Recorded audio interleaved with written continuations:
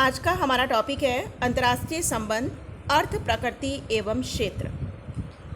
देखिए, BA final year में आपके दो पेपर हैं। फर्स्ट पेपर पाश्चात्य राजनीतिक विचारक, जिन पर हम काफ़ी वीडियोस आपने देखे होंगे, और दूसरी जो बुक है उसका नाम है अंतर्राष्ट्रीय संबंध। तो हमारी बुक का नाम ही अंतर्राष्ट्रीय संबंध है। तो सबसे पहले हम ये देखते हैं कि अंतर्राष्ट्रीय संबंध का अर्थ क्या है, प्रकृति क्या है और क्षेत्र क्या है। सबसे पहले हम अंतर्राष्ट्रीय संबंध शब्द का मीनिंग समझने का प्रयास करते हैं। ये जो शब्द है इंटरनेशनल रिलेशंस, इस शब्द का सबसे पहले प्रयोग किया था बेंथम ने। उसके बाद इस शब्द का प्रयोग संप्रभु देशों के बीच सरकारी संबंधों को परिभाषित करने के लिए किया जाने लगा। अगर हम सामान्य भाषा में समझें तो सामान्य रूप से अंतर्राष्ट्रीय संबंध का अर्थ होता है विभिन्न राज्यों के आपसी संबंध। कि अंतर्राष्ट्रीय राजनीति के जो राज्य हैं उनके बीच आपस में क्या संबंध है, उसे हम अंतर्राष्ट्रीय संबंध कहते हैं। जैसे भारत और पाकिस्तान के बीच क्या संबंध है, भारत और अमेरिका के बीच क्या संबंध है, तो एक सामान्य भाषा में इसे हम अंतर्राष्ट्रीय संबंध कहेंगे। अंतर्राष्ट्रीय संबंध को समझने के लिए हम कुछ विचारकों की परिभाषाओं को देखने का प्रयास करते हैं। तो सबसे पहली परिभाषा यहाँ हम लेते हैं हाफमैन के अनुसार। देखिए, हाफमैन ने ये कहा कि, एक बार मैं रीड करती हूँ इससे पहले, अंतर्राष्ट्रीय संबंध का शास्त्र उन तत्वों, कारकों तथा कार्यकलापों का वर्णन करता है जो राजनीतिक दृष्टि से विश्व को विभिन्न भागों में बांटने वाली मौलिक इकाइयों अर्थात राज्यों की बाहरी नीतियों पर प्रभाव डालते हैं। देखिए, हॉफमैन ने ये कहा कि अंतर्राष्ट्रीय संबंध का मतलब है उन तत्वों, कारकों और क्रियाकलापों का वर्णन करना जो विश्व को विभिन्न भागों में बांटने वाली मौलिक इकाइयाँ। अगर हम पूरे विश्व को एक साथ लें तो पूरे विश्व को जो डिवाइड करती हैं अलग अलग इकाइयों में, अलग अलग यूनिट्स में, वो है राज्य। ठीक है, तो अब जो राज्य हैं, राज्य की मेन इसमें जो शब्द हमें फोकस करना है वो है राज्यों की बाहरी नीतियों। हर स्टेट, हम जानते हैं कि हर जो संप्रभु राज्य होता है वो इस बात के लिए स्वतंत्र होता है कि वो आंतरिक क्षेत्र में जो चाहे वो नीति अपना सकता है या बाहरी क्षेत्र में जो चाहे वो नीति अपना सकता है। तो हर संप्रभु देश को ये अधिकार है कि वो बाहरी क्षेत्र में जैसी चाहे वैसी नीतियां अपना सकता है।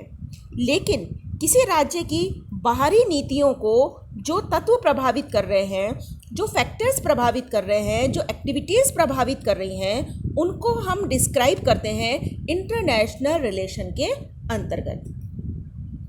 दूसरी डेफिनेशन हम लेते हैं यहाँ J.W. बर्टन की। देखिए, J.W. बर्टन लिखते हैं कि शास्त्र के रूप में अंतर्राष्ट्रीय संबंधों का कार्य अंतर्राष्ट्रीय क्षेत्र में घटित घटनाओं का निरीक्षण एवं विश्लेषण द्वारा सामान्य सिद्धांतों का निर्धारण है, जिससे कि वर्तमान में अंतर्राष्ट्रीय संबंधों की प्रवृत्ति को समझा जा सके और भविष्य में उनकी संभावित दिशा का पूर्वानुमान लगाया जा सके। तो देखिए, बर्टन का ये कहना है कि जब हम अंतर्राष्ट्रीय संबंध की स्टडी कर रहे हैं तो अंतर्राष्ट्रीय संबंध का मुख्य कार्य क्या है। अंतर्राष्ट्रीय संबंधों का मुख्य कार्य ये है कि अंतर्राष्ट्रीय क्षेत्र में जो घटनाएं घटित हो रही हैं उन घटनाओं को ऑब्जर्व करना, उनको एनालिसिस करना और उनके द्वारा कुछ सामान्य सिद्धांतों का निर्धारण करना। अर्थात अंतर्राष्ट्रीय संबंधों का कार्य है अंतर्राष्ट्रीय क्षेत्र में कुछ सामान्य सिद्धांतों का निर्धारण, जिससे कि अब क्यों निर्धारण करना है, जिससे कि वर्तमान में अंतर्राष्ट्रीय संबंधों की प्रवृत्ति को समझा जा सके। हम राज्यों के बीच में वर्तमान में कैसे संबंध हैं, ऐसे संबंध है तो क्यों हैं। जैसे भारत और पाकिस्तान के बीच में संबंध अच्छे नहीं हैं, या आज हम कहें कि भारत और अमेरिका के संबंध प्रगाढ़ हो रहे हैं, तो जो वर्तमान अंतर्राष्ट्रीय संबंधों की स्थिति है वो ऐसी है तो क्यों है, हम उसे समझ सकें और उसके आधार पर हम भविष्य में क्या दिशा होगी अंतर्राष्ट्रीय संबंधों की, उसका हम पूर्वानुमान लगा सकें। तो जे.डब्ल्यू. बर्टन ने अंतर्राष्ट्रीय संबंधों को डिफाइन करते हुए ये कहा है कि अंतर्राष्ट्रीय संबंधों का कार्य ये है कि उनके द्वारा हम अंतर्राष्ट्रीय क्षेत्र में घटित घटनाओं को समझकर सामान्य सिद्धांतों का निर्धारण करते हैं, जिससे कि हम अंतर्राष्ट्रीय संबंधों को समझ सके, अंतर्राष्ट्रीय संबंधों का वर्तमान समझ सके, अंतर्राष्ट्रीय संबंधों का फ्यूचर हम जान सकें। देखिए, बर्टन ने आगे लिखा है कि अंतर्राष्ट्रीय संबंधों के वैज्ञानिक अध्ययन का मुख्य उद्देश्य तो उसका सैद्धांतिक विवेचन करना है। यह आवश्यक नहीं है कि विशेष समस्याओं से ही संबंधित हो और न ही उसका संबंध किसी विशेष लक्ष्य की ओर हो, जैसे कि शांति या विश्व सरकार की खोज, बल्कि इसका संबंध है कि भिन्न भिन्न राज्य किस प्रकार निर्णय लेते हैं और कैसा व्यवहार करते हैं। देखिए, बर्टन का कहना है कि जो हम ये अंतर्राष्ट्रीय संबंधों का अध्ययन कर रहे हैं, हम इनका जो ये वैज्ञानिक रूप से अध्ययन कर रहे हैं, एक सिस्टमेटिकली रूप से जो हम इसका अध्ययन कर रहे हैं, तो हमारा जो मुख्य उद्देश्य है वो मुख्य उद्देश्य रहता है कि जैसे भी अंतर्राष्ट्रीय संबंध है, कि राज्यों के बीच में जो भी संबंध है, हमें उनका विवेचन करना होता है। ठीक है, ये जरूरी नहीं है कि हम कोई स्पेसिफिक समस्या की ही बात करें। जैसे मान लीजिए हमने भारत और मालदीव संबंधों का अध्ययन किया, तो इट्स नॉट कंपल्सरी कि हम कोई प्रॉब्लम है तभी दो कंट्रीज़ के रिलेशंस को समझ रहे हैं। ठीक है, नहीं, ये ज़रूरी है कि हमारा कोई एक स्पेसिफिक लक्ष्य होना चाहिए कि हम मान लीजिए भारत और बांग्लादेश संबंधों का अध्ययन कर रहे हैं, उनके बारे में हम जान रहे हैं, तो हमारा कोई स्पेसिफिक लक्ष्य हो ये भी ज़रूरी नहीं है। मुख्य बात ये है कि हम ये समझने का प्रयास करते हैं कि कोई भी जो स्टेट है वो कैसा निर्णय लेता है और कैसा व्यवहार करता है। कि हम ये देख रहे हैं कि आज अगर हम भारत की फॉरेन पॉलिसी की बात करें तो हम देखते हैं कि कुछ कंट्रीज़ ऐसे हैं जिनके साथ हम हमेशा फ्रेंडशिप करने के लिए रेडी रहते हैं, और भारत सरकार का प्रयास रहता है कि चाहे हमें नुकसान हो जाए लेकिन हम उनके साथ अपने रिलेशनशिप ख़राब ना करें। तो कहीं ना कहीं कुछ ऐसे फैक्टर्स हैं जो हमारे इस व्यवहार को प्रभावित कर रहे हैं। तो इंटरनेशनल रिलेशंस में हम ये समझते हैं कि कोई भी राज्य क्या डिसीज़न लेता है और कैसा बिहेवियर करता है। जैसे हम जब इंटरनेशनल ये बुक हम आगे पढ़ेंगे तो हम इसको एग्जाम्पल से समझेंगे कि किन किन परिस्थितियों में किन किन स्टेट के द्वारा अलग तरह का बिहेवियर अपनाया गया। कि भारत सरकार ने ही कभी हमने देखा कि जैसे श्रीलंका की जो जातीय समस्या की हम बात करें कि जब लिट्टे पे उंगली उठाई गई थी और लिट्टे को रखा गया था सुरक्षा परिषद में, तो भारत सरकार ने क्या एक्शन लिया। उस समय बड़ा लग रहा था कि भारत सरकार किसको फेवर करेगी, कि हम हमारे तमिल लोगों को सपोर्ट करेंगे या श्रीलंका की सरकार को सपोर्ट करेंगे। तो दैट मोमेंट इंडियन गवर्नमेंट ने क्या डिसीज़न लिया, जब हम इंटरनेशनल रिलेशंस को समझने की कोशिश करेंगे तो हम ये समझेंगे कि कोई स्टेट किस परिस्थिति में कैसा व्यवहार करता है और कैसा डिसीज़न लेता है, ये समझना ही अंतर्राष्ट्रीय संबंधों को समझना है।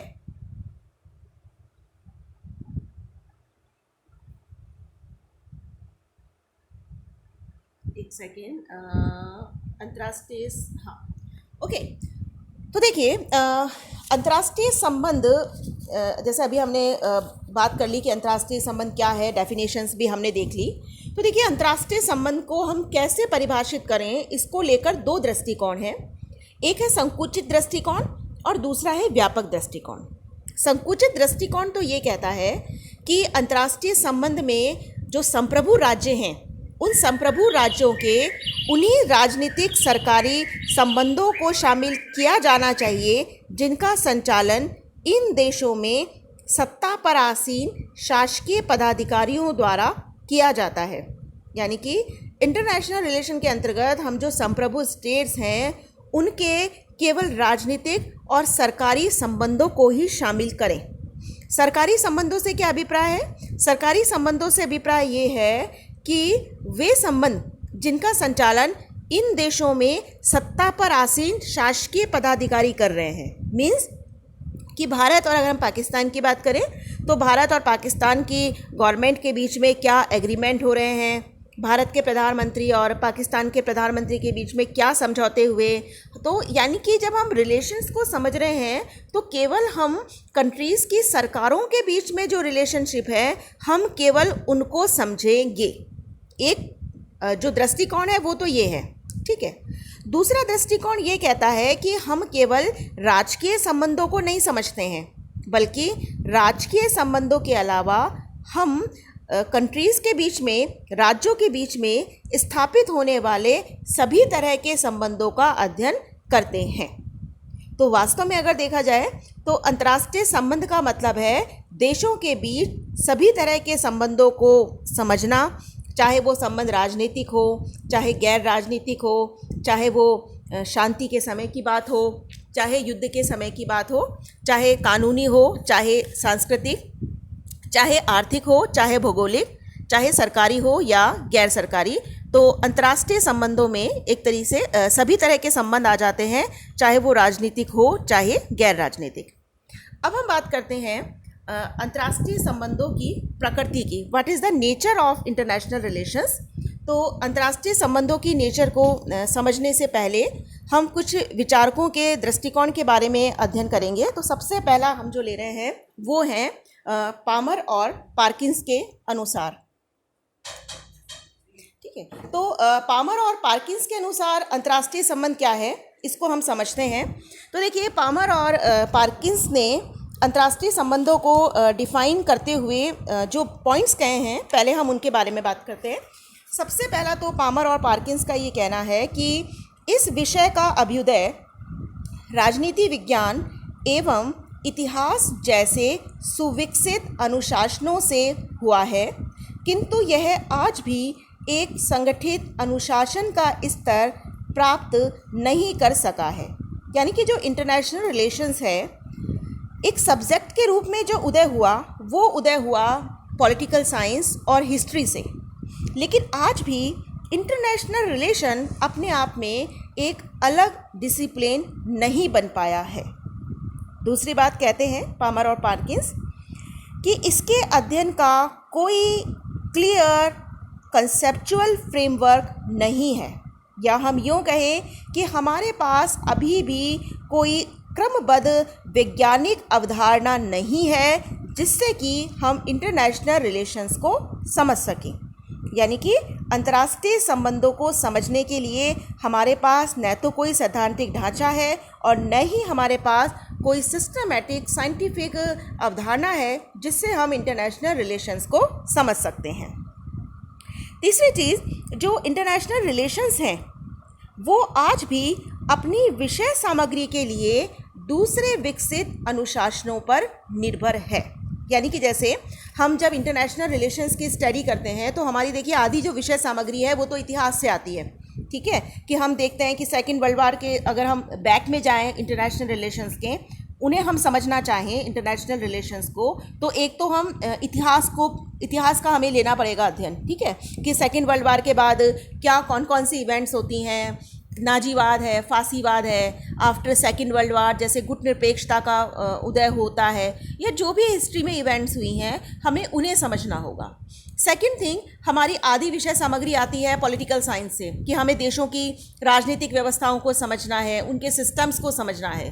तो इनका ये कहना है पामर और पार्किंस का कि जो इंटरनेशनल रिलेशंस हैं अभी भी वो दूसरे डिसिप्लिन पर डिपेंडेड है, उसके पास अभी खुद की कोई विषय सामग्री उपलब्ध नहीं है, राइट। तो ये हमने देखा पामर और पार्किंस के अनुसार। दूसरी बात हम करते हैं कॉर्लिन एम कॉपर जॉनसन के अनुसार। देखिए, ये कहते हैं इंटरनेशनल रिलेशन के बारे में कि इंटरनेशनल रिलेशन अपने अध्ययन और विश्लेषण के लिए जो सामग्री इकट्ठा करता है वह दूसरे शास्त्रों की सामग्री से बिल्कुल अलग है। साथ ही उस सामग्री को समन्वित करने की उसकी पद्धति भी निराली है। अतः सामाजिक विज्ञानों में उसे एक स्वायत्त विषय का दर्जा दिया जा सकता है। देखिए, जो कॉपर जॉनसन है वो विपरीत मत रखते हैं।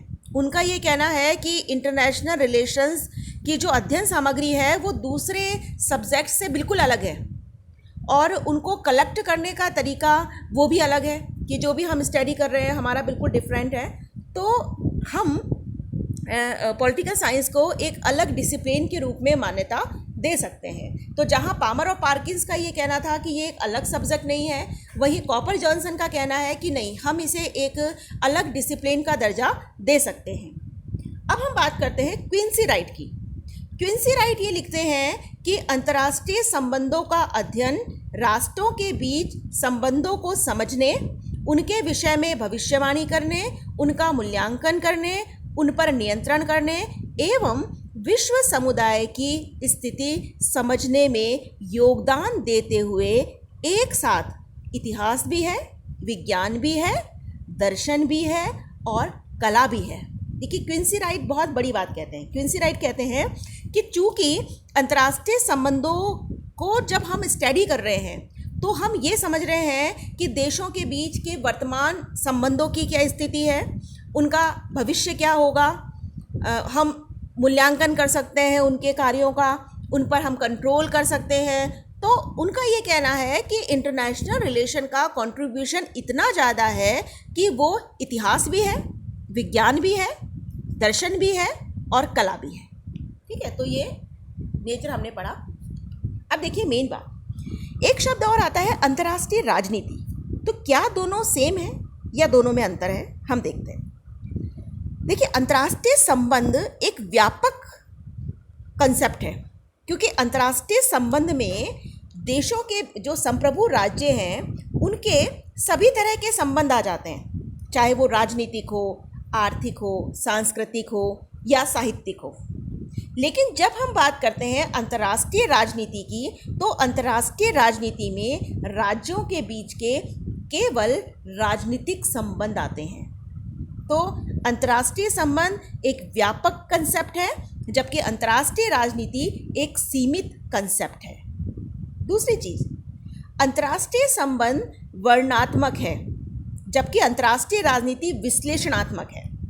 देखिए, अंतर्राष्ट्रीय संबंधों में क्या होता है कि हम एक राज्य मतलब राज्यों के बीच में आपस में जो रिलेशंस है, जब हम उनकी स्टडी करते हैं तो हमारा जो स्टडी करने का तरीका है वो डिस्क्रिप्टिव टाइप रहता है। ठीक है, लेकिन जब हम अंतर्राष्ट्रीय राजनीति के बारे में अध्ययन करते हैं तो हमारा वही जो अध्ययन करने का तरीका है वो एनालिटिकल टाइप हो जाता है। हम विश्लेषण करने का प्रयास करते हैं, यानी कि जहां अंतर्राष्ट्रीय राजनीति में केवल डिस्क्रिप्शन से काम चल जाता है कि इस कंट्री और इस कंट्री के बीच में ऐसे रिलेशन चल रहे हैं, लेकिन अगर हम इंटरनेशनल पॉलिटिक्स की बात करते हैं तो हमें पूरा एनालिसिस भी करना है, पूरा विश्लेषण भी हमारे द्वारा किया जाएगा। अब हम बात कर लेते हैं अंतर्राष्ट्रीय संबंधों की विषय वस्तु की। जो इंटरनेशनल रिलेशंस हैं उसका स्कोप क्या है, उसके बारे में हम अध्ययन करते हैं। देखिए, कुछ पॉइंट्स में हम बात करेंगे। तो सबसे पहली बात तो ये है कि अंतर्राष्ट्रीय राजनीति का सब्जेक्ट मैटर क्या है, वो हम बात कर रहे हैं। तो सबसे पहली बात तो ये है कि अंतर्राष्ट्रीय संबंध के प्रधान पात्र हैं राज्य। अंतर्राष्ट्रीय संबंधों में हम मेन जो स्टडी करते हैं वो राज्यों की करते हैं। हम राज्यों के बाहरी व्यवहार का अध्ययन करते हैं। हम ये देखते हैं कि राज्यों का जो व्यवहार है, बाहरी व्यवहार है, वो कौन से तत्वों से प्रभावित हो रहा है। अब इसमें बहुत सारे तत्व हो सकते हैं, जैसे भू राजनीतिक है, ऐतिहासिक है, धार्मिक है, वैचारिक है, सामरिक है। जैसे उदाहरण के लिए हमारे जो पड़ोसी देश हैं, जैसे पाकिस्तान है, रूस है, अफ़गानिस्तान है, ये हमारे पड़ोसी देश हैं और हर देश के साथ हमारे जो रिलेशन हैं वो अलग तरह के हैं। ठीक है, क्योंकि हर देश का जो सामरिक महत्व है वो हमारे लिए अलग है। तो अंतर्राष्ट्रीय राजनीति में हम राज्य का कैसा बिहेवियर है दूसरे कंट्रीज़ के साथ, उसके बारे में स्टडी करते हैं। दूसरा है, अंतर्राष्ट्रीय संबंध शक्ति के अध्ययन पर बल देता है। देखिए, एक विचारक थे मॉर्गेंथो, और मॉर्गेंथो का ये कहना था कि अंतर्राष्ट्रीय संबंध प्रत्येक संबंध की भांति शक्ति संघर्ष है। और मॉर्गेंथो के द्वारा इंटरनेशनल रिलेशंस को समझने के लिए यथार्थवादी उपागम दिया गया, और यथार्थवादी उपागम बहुत इम्पॉर्टेंट माना जाता है इंटरनेशनल रिलेशंस को समझने के लिए। तो अंतर्राष्ट्रीय संबंधों का एक जो मेन एलिमेंट है जिस पर हम अध्ययन करते हैं वो है शक्ति। क्योंकि हम ये जानते हैं कि हर पॉलिटिक्स का जो उद्देश्य है अल्टीमेटली वो शक्ति है। तो अंतर्राष्ट्रीय जगत में भी यही होता है कि हर राज्य का जो लक्ष्य होता है वो है शक्ति उपार्जित करना, और शक्ति के दृष्टिकोण से ही वो अपनी विदेश नीति बनाते हैं। तो अंतर्राष्ट्रीय राजनीति में एक जो मेन एलिमेंट है जिसकी स्टडी की जाती है वो है शक्ति। नेक्स्ट है अंतर्राष्ट्रीय राजनीतिक संस्थाओं तथा संगठनों का अध्ययन। आज देखिए विश्व राजनीति में अगर हम देखें तो बहुत सारे ऐसे संगठन बन गए हैं। एक इंटरनेशनल संगठन, अंतर्राष्ट्रीय संगठनों की स्थापना हो रही है तेज़ी से, और बहुपक्षीय संबंध बनते जा रहे हैं, जहाँ पर कि जो कंट्रीज़ हैं वो आपस में मिलकर एक ग्रुप बना लेते हैं, एक समूह बना लेते हैं, और उनके माध्यम से वो आपसी समस्याओं का समाधान करते हैं, उनके माध्यम से आपस में वो सहयोग करते हैं। तो जो अंतर्राष्ट्रीय राजनीति है उसमें चूँकि बहुपक्षीय संगठनों का महत्व आज की राजनीति में और भी अधिक हो रहा है, तो अंतर्राष्ट्रीय राजनीति में हम ये जो अंतर्राष्ट्रीय राजनीतिक संस्थाएं हैं और संगठन हैं इनका भी अध्ययन करते हैं। जैसा कि फर्स्ट वर्ल्ड वॉर के बाद एक राष्ट्र संघ, that was the important organization, and after second world war UNO, और आज तो यूएनओ के अलावा और बहुत सी संस्थाएं बन चुकी हैं, जैसे सार्क है, आसियान है, बिम्स्टेक है, विश्व बैंक है, डब्ल्यूटीओ है ना। तो ये अलग अलग तरह के संगठन हैं बहुत सारे, अफ्रीकी एकता संगठन है। तो इन सब का भी अध्ययन हम इसके अंतर्गत करते हैं। नेक्स्ट है युद्ध एवं शांति की गतिविधियों के अध्ययन पर बल। अंतर्राष्ट्रीय राजनीति में इस बात को भी ध्यान रखा जाता है कि विश्व राजनीति में जो राज्य हैं, तो क्या कहीं ऐसा तो नहीं है कि कुछ राज्यों के बीच में टेंशन की स्थिति हो या युद्ध की स्थिति हो, या युद्ध की स्थिति अगर बन सकती हैं, तो अगर अंतर्राष्ट्रीय राजनीति में कुछ ऐसे कंट्रीज़ हैं जिनके बीच में संघर्ष की स्थिति बन सकती है, तो उसके अध्ययन पर भी विशेष रूप से बल दिया जाता है। जैसे after second world war America और रशिया, ठीक है, इन दोनों के बीच में एक शीत युद्ध शुरू हो जाता है। तो पूरी जो अंतर्राष्ट्रीय राजनीति के घटनाक्रम है वो इसी शीत युद्ध के इर्द गिर्द घूमते हैं। तो शीत युद्ध, अगर हमें इंटरनेशनल रिलेशन को समझना है तो हमें जो बिगनिंग करनी होगी वो शीत युद्ध से ही करनी होगी। सेकेंड वर्ल्ड वॉर के बाद जो शीत युद्ध शुरू हुआ हमें उसे ही समझना होगा बिगनिंग में, अगर हमें इंटरनेशनल रिलेशन को समझना है तो। नेक्स्ट है विदेश नीति निर्माण की प्रक्रिया का अध्ययन। देखिए अंतर्राष्ट्रीय राजनीति को समझते समय हम ये भी समझते हैं कि राष्ट्रों के द्वारा अपनी विदेश नीति निर्माण की प्रक्रिया में कौन कौन से एलिमेंट्स हैं जो प्रभावित कर रहे हैं, किन चीज़ों से एक विदेश नीति गुजरती है जब उसका डिसीजन मेकिंग होता है, तो वो हमें समझना होगा। कि अगर हम ये सोचें कि विदेश नीति का निर्माण केवल प्राइम मिनिस्टर और फॉरेन मिनिस्टर ही कर देते हैं तो ये सही नहीं है। अगर हम अपनी फॉरेन पॉलिसी को बना रहे हैं तो बहुत सारी चीज़ें हमें प्रभावित करती है, जैसे कि हमारा मीडिया है, हमारी पॉलिटिकल पार्टीज़ है, हमारे रिसर्चर हैं, है ना, तो यूनिवर्सिटीज़ हैं, या विभिन्न जो राजनेता हैं उनके क्या ओपिनियन है। तो बहुत सारी चीज़ें डिसीजन मेकिंग को प्रभावित करती है। तो अगर हम इंटरनेशनल रिलेशन समझते हैं तो हमें फॉरेन पॉलिसी मेकिंग को भी समझना होगा। नेक्स्ट है अंतर्राष्ट्रीय कानून के अध्ययन पर बल। देखिए इंटरनेशनल सिस्टम में भी यही होता है कि जो संप्रभु राज्य हैं वो संप्रभु हैं, लेकिन फिर भी उन्हें अंतर्राष्ट्रीय कानून का पालन करना होता है। ठीक है, तो अंतर्राष्ट्रीय कानून के अध्ययन पर भी इसमें बल दिया जाता है। नेक्स्ट है विदेशी व्यापार एवं अंतर्राष्ट्रीय आर्थिक संगठनों का अध्ययन। देखिए आज ग्लोबलाइजेशन का युग है, और ग्लोबलाइजेशन में कंट्रीज़ के बीच में इकोनॉमिक रिलेशनशिप कैसे हैं वो बहुत अधिक प्रभावित करते हैं हमारी फॉरेन पॉलिसी को।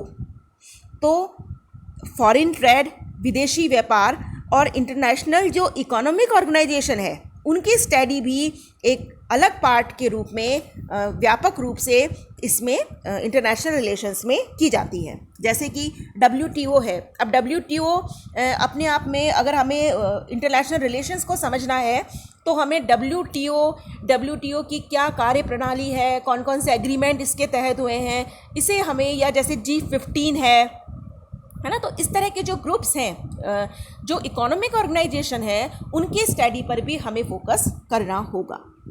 नेक्स्ट है सैनिक संगठनों और राजनीतिक गुटों का अध्ययन। जैसे सेकेंड वर्ल्ड वॉर के बाद साम्यवादी गुट बना, गुटनिरपेक्ष राज्य बने, G8 है, G15 है, अरब समुदाय हैं, है ना। तो इस तरह के जो ये ऑर्गेनाइजेशन हैं, जो सैनिक संगठन हैं, जैसे नाटो है, या वार्सा पैक्ट है, सीटो है, सेंटो है, तो हम इनकी भी स्टडी करते हैं जब हमें इंटरनेशनल रिलेशंस को समझना हो तो इस प्रकार हमने ये देखा कि जो इंटरनेशनल रिलेशंस है वो एक उसका व्यापक क्षेत्र है और बहुत से जो सब्जेक्ट मैटर हैं वो हम उसके अंतर्गत इंक्लूड करते हैं। Thank you.